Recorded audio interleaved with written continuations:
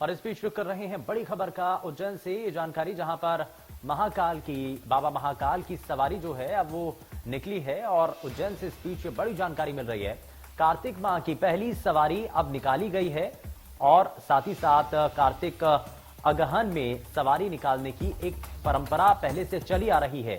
चंद्रमौलेश्वर स्वरूप में नगर भ्रमण पर महाकाल निकले हैं और कार्तिक माह की पहली सवारी निकाली गई है। और साथ ही साथ इसको लेकर के बड़ी जानकारी मिल रही है उज्जैन से, जहां पर बाबा महाकाल की सवारी निकाली गई है। और ये खास तौर पर क्योंकि एक पुराने समय से परंपरा चली आ रही है। और ये आप तस्वीरें भी देख रहे हैं, दरअसल उज्जैन से खबर है जहां महाकाल की सवारी निकाली गई है। और ये आप तस्वीरें देखिए, कार्तिक माह की पहली सवारी निकाली गई है, भव्य तरीके से सवारी निकाली गई है। कार्तिक अगहन में सवारी निकालने की एक परंपरा भी चली आ रही है। चंद्रमौलेश्वर स्वरूप में नगर भ्रमण पर महाकाल निकले हैं।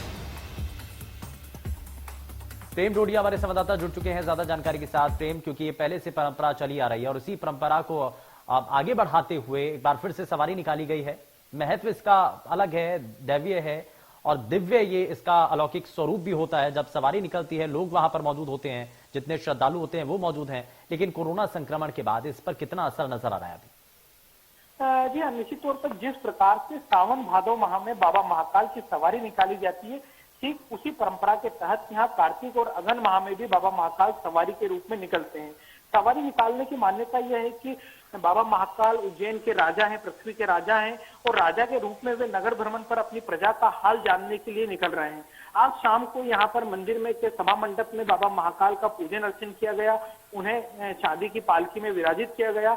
उसके बाद मंदिर प्रशासक और एसडीएम ने पालकी को कांधा दिया, जो कि मंदिर के बाहर निकलते हुए नया पारंपरिक मार्ग, पुराने पारंपरिक मार्ग को बंद कर दिया गया, इसलिए नया मार्ग बनाया गया जो कि कोरोना गाइडलाइन के तहत बनाया गया है। यह मार्ग काफी छोटा है, लगभग 2 किलोमीटर का बाबा महाकाल की सवारी का सफर था।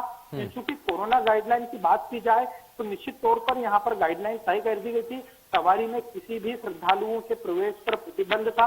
ये जरूर था कि जिस जिस रास्ते से सवारी गुजर रही थी तो उसके दोनों ओर बैरिकेड लगाए गए थे और बैरिकेड की दूसरी ओर जरूर श्रद्धालु बाबा महाकाल के दर्शन के लिए खड़े हुए थे। वहीं बाबा महाकाल की जो सवारी है वो शिप्रा नदी पहुंची है, जहां पर आरती के बाद पुनः महाकाल मंदिर के लिए रवाना हो गई है। तो कहीं ना कहीं कोरोना गाइडलाइन यहाँ पर साफ दिखाई दी। परंपरा जो है बाबा महाकाल को गार्ड ऑफ ऑनर दिया जाता है, तो वह भी परंपरा निभाई गई है। हालांकि सवारी का स्वरूप भी काफी छोटा था, इसमें किसी प्रकार का कोई बैंड या हाथी घोड़े इस प्रकार का जो लाओ लश्कर होता था वह इस बार नहीं रखा गया है। कोरोना गाइडलाइन के कारण केवल पालकी रही और महाकाल मंदिर के जो बड़े पुजारी है वो शामिल थे। बिल्कुल, बड़े सादे ढंग से प्रेम इस बार, क्योंकि इस बार सवारी को निकाला गया है। खैर, बहुत शुक्रिया प्रेम इस पर जानकारी के लिए।